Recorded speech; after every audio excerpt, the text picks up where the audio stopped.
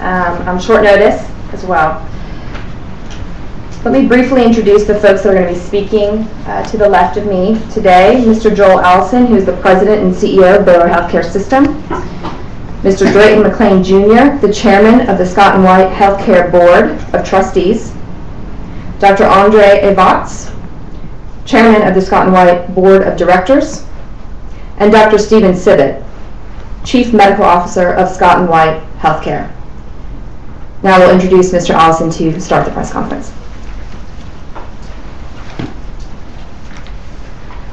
Thank you very much, Nikki, and I want to thank everyone for being here on such short notice, and thank you for joining us. And I first, though, want to express my deepest sympathy to the families of the victims of the shootings in Newtown, Connecticut. It's really a sad day for us in the United States, and I just think it is a tragic situation and something that we all, I know, feel very saddened about. And so as a result, we'll make this fairly brief, but we do want to share with you some good news and some exciting things that are happening between two very wonderful, strong organizations.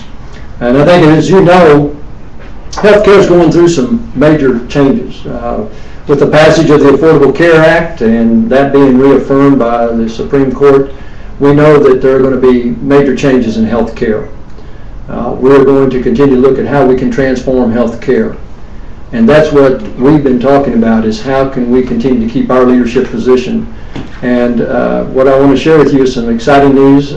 Just a few hours ago, the board of the Baylor Healthcare System met and voted unanimously to move forward to sign a letter of intent to merge our organization with Baylor Scott and White, who yesterday their board of trustees met and unanimously approved going forward with a letter of intent to merge our two organizations.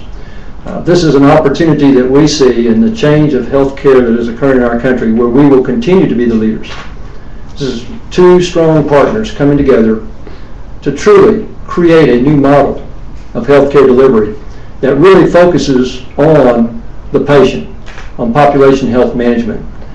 And when we have had these discussions over the last several months about coming together, what we realize is that you have two very like-minded organizations, like-minded in our commitment to our mission, our vision, our values, our commitment to patient care and to access to care for all, and really truly meeting the needs of the communities that we serve.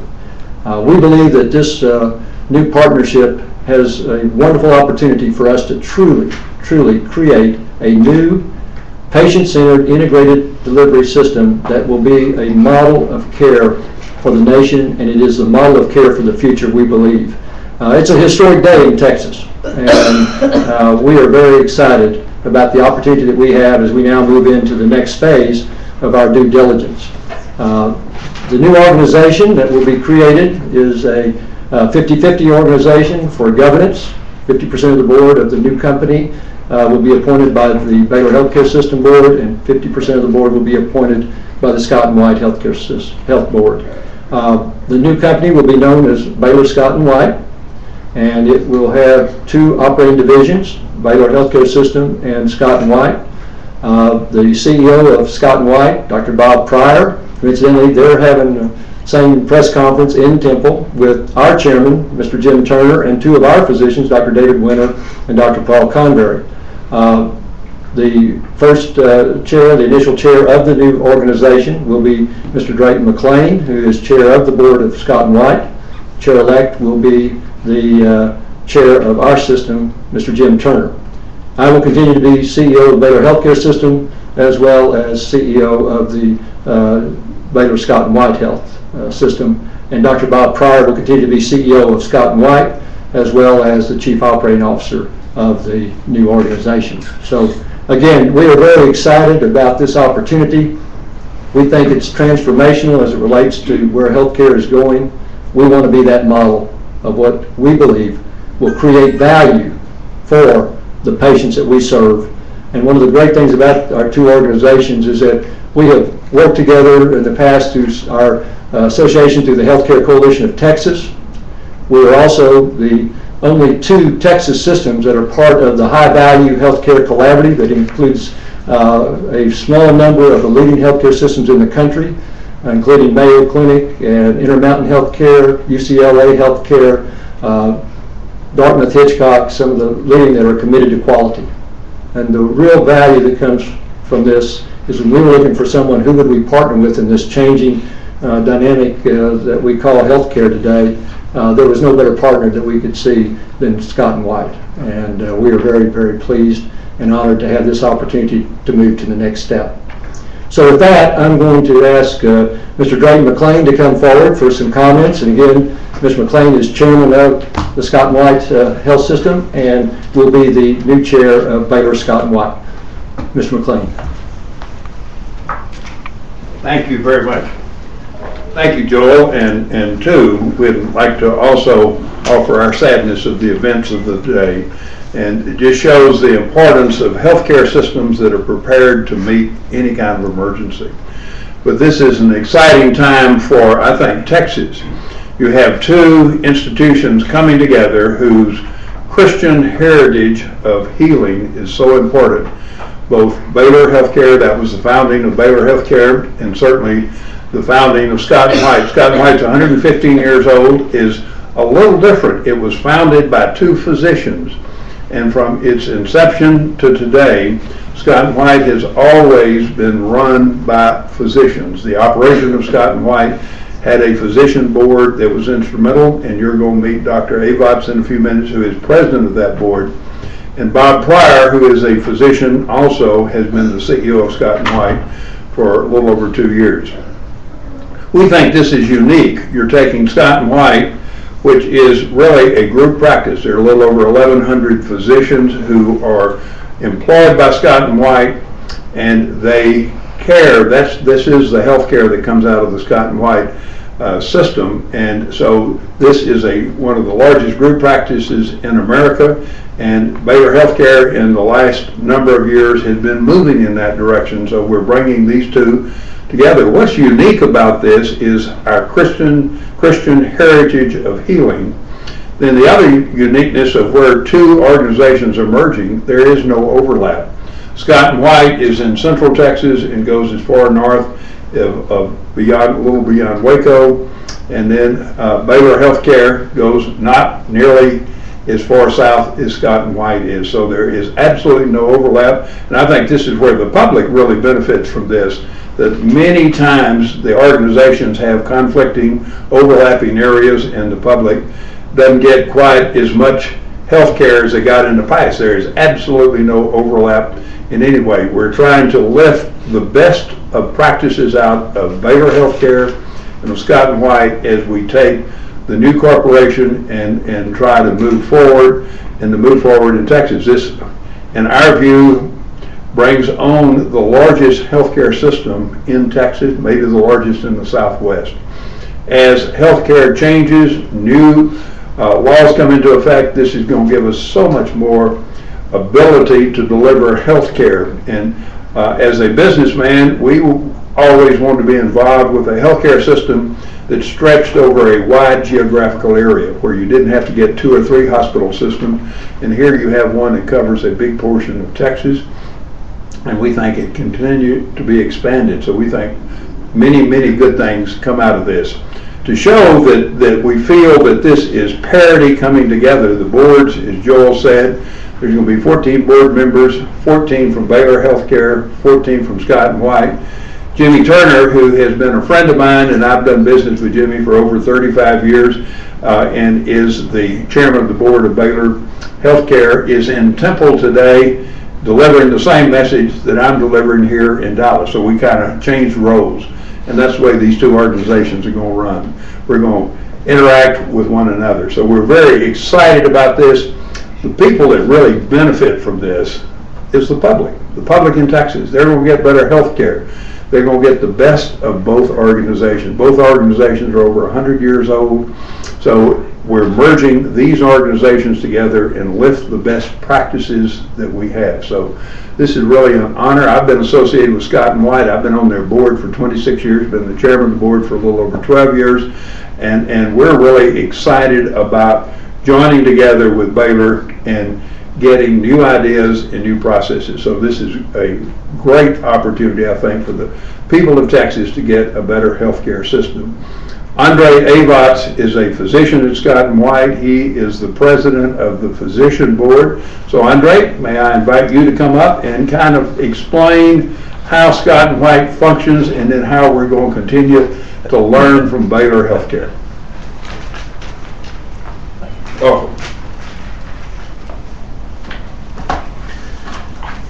Well, Drayton and Joel, I really appreciate all of this, and it is great, a wonderful day for Baylor Healthcare and Scott & White Healthcare. It's a monumentous day, and it's two great organizations with two great histories coming together to do one thing, and that's to take care of our patients. And as Joel and Drayton mentioned, I think that we are coming together in hopes that we will develop a new model of care. And this will be based on integration and coordination of patient care. That's what we're here for, to do the best possible thing we possibly can for our patients. And this is not only what our patients are expecting, but this is what our physicians expect as well. I think one of the important, unique features that will really be beneficial to the state of Texas and to our country is that this model will also allow us to collaborate on efforts in regards to education and research, important aspects of both institutions' history and the future of healthcare. Baylor and Scott & White will have the ability to expand training options to all kinds of professionals for the very near future and for many years to come.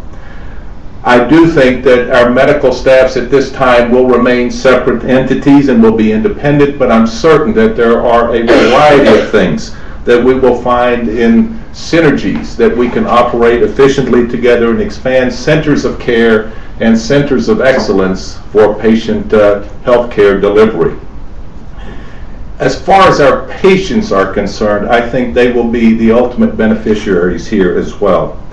Clearly, they will have greater and more convenient access to high-quality care through an extensive network of physicians, hospitals, and medical centers throughout North Texas and throughout the Central Texas area.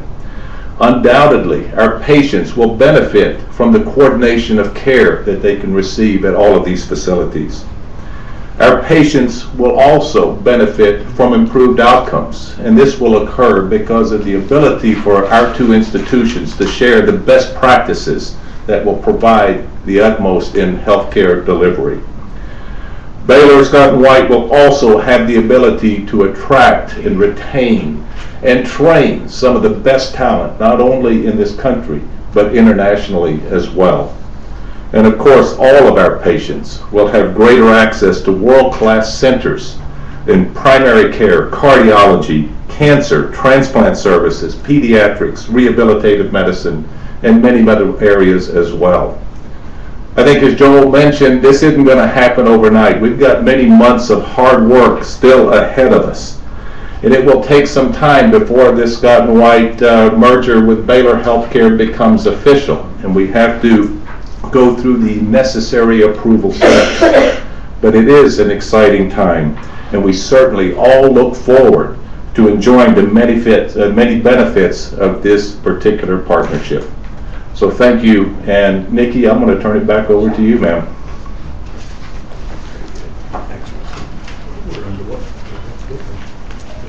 Okay, we'll now open up the press conference to questions, and we'll bring Mr. Allison back up to answer those.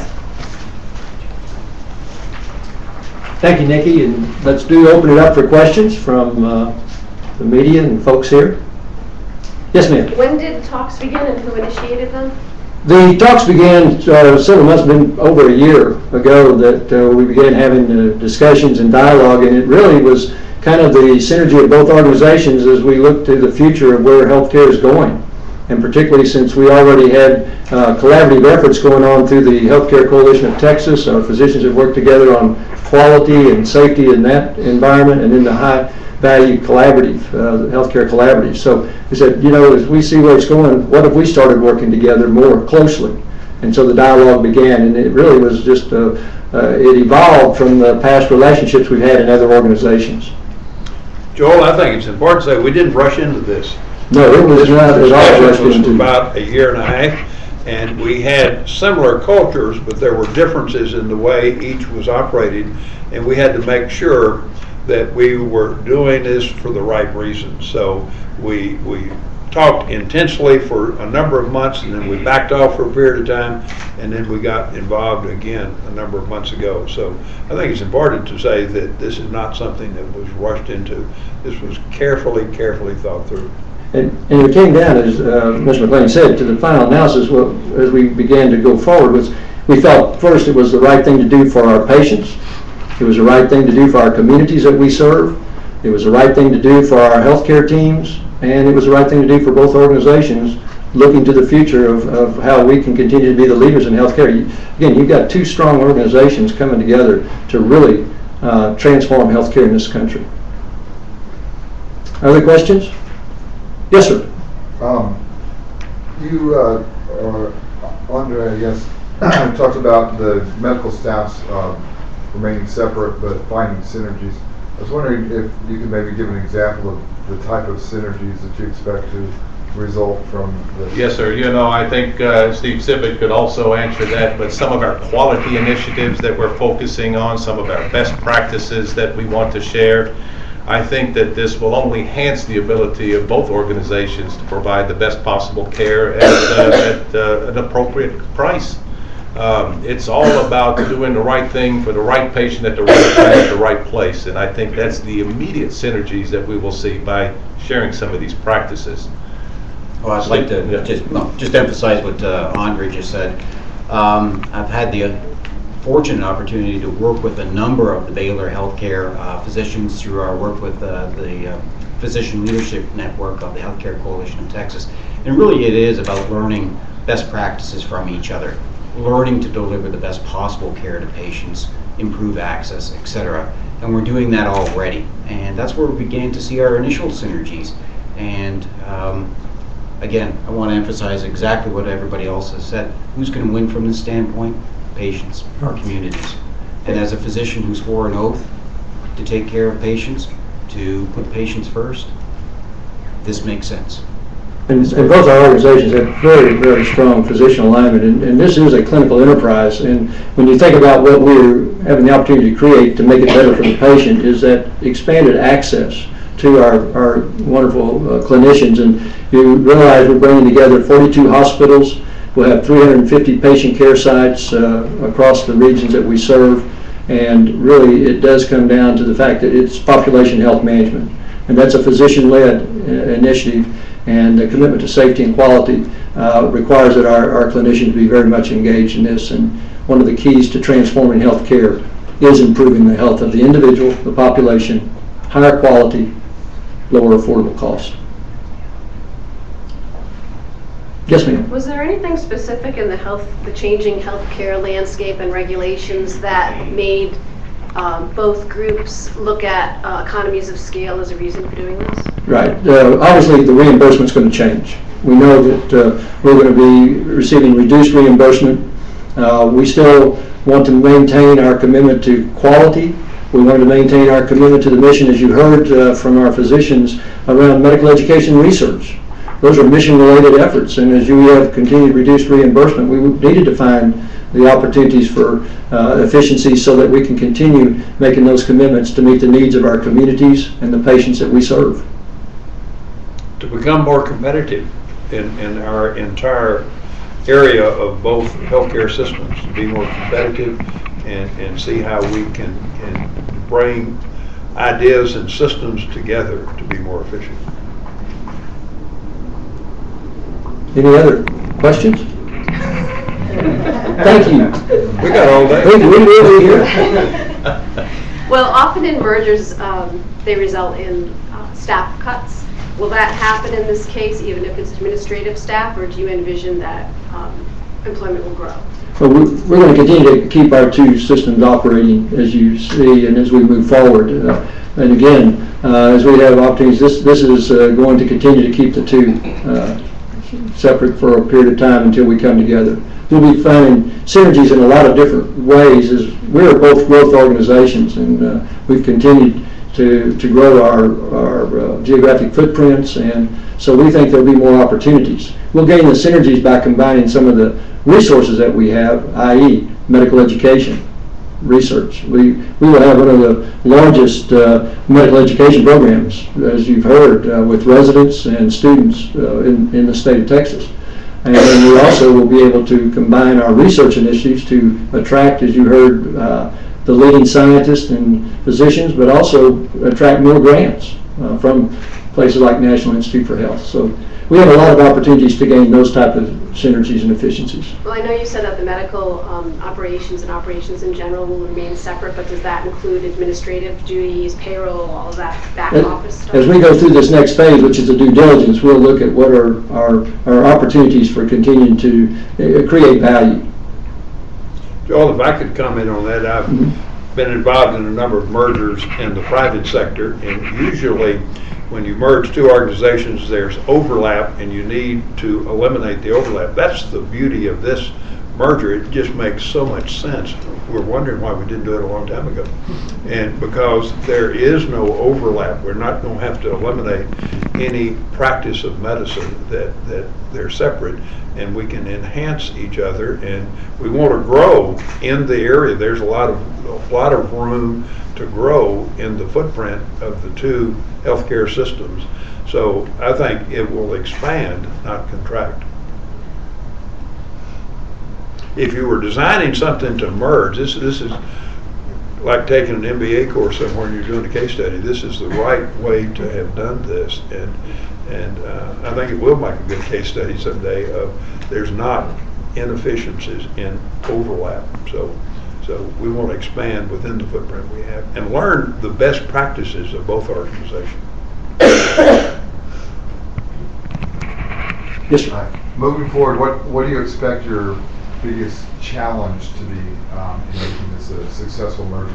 As we move forward, what we see are opportunities. The opportunities are how you bring these two great systems together, how you continue to meet the needs of our communities and grow. I think as we go through this process, we're going to find a whole lot more opportunities and synergies than we are going to find obstacles or challenges. I think it's more about the opportunities that we have to truly change how healthcare is delivered. And as we go through all the different phases that are going to be required, the due diligence, I'm very optimistic.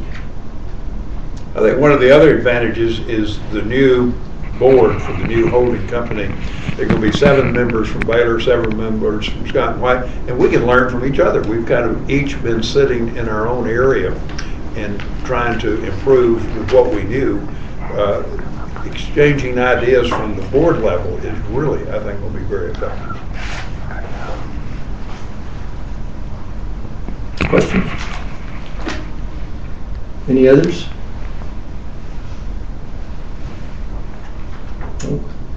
Okay, well, again, I want to thank the media for being here. Thank you very much. I know this has been a full day for you, and again, we want to express our sincere sympathy to the families of the victims in Newtown, Connecticut. And again, though, as we go forward, we're very excited, and we think this is, again, a very historic day. And again, as has already been said, at the end of the day, the true beneficiary of what we are going to be creating, this new model of healthcare delivery for the state of Texas, is the patient. Joel, can I ask you a question? Yes, sir. I think this would be good to help solve. What is the timeline? What do you see happening in the next 6 to 8 months, and when can this come together? Right, great question. The timeline is basically we now have approvals from the board to go to the next step, second phase, which is our due diligence and seeking the necessary approvals, and that can be anywhere from 6 to 9 months. We anticipate that this would come forward and be closed in 2013. That'll set a record. That would be good. Our general counsels would be happy. We're going to push them hard. You know, as we've talked about this, and I guess my final comment is the neat thing that when this is done and we have this new integrated delivery system that's going to transform healthcare, not only in the state of Texas, but I believe will be a model for the country, you're going to see that we will be taking care of the population by delivering the right care at the right time, in the right way, in the right place, at the right price, and we're going to be able to prove it with our transparency and our commitment to quality and safety. So again, this is about the patient. So thank you, and you all have a great afternoon and a nice weekend. Thank you.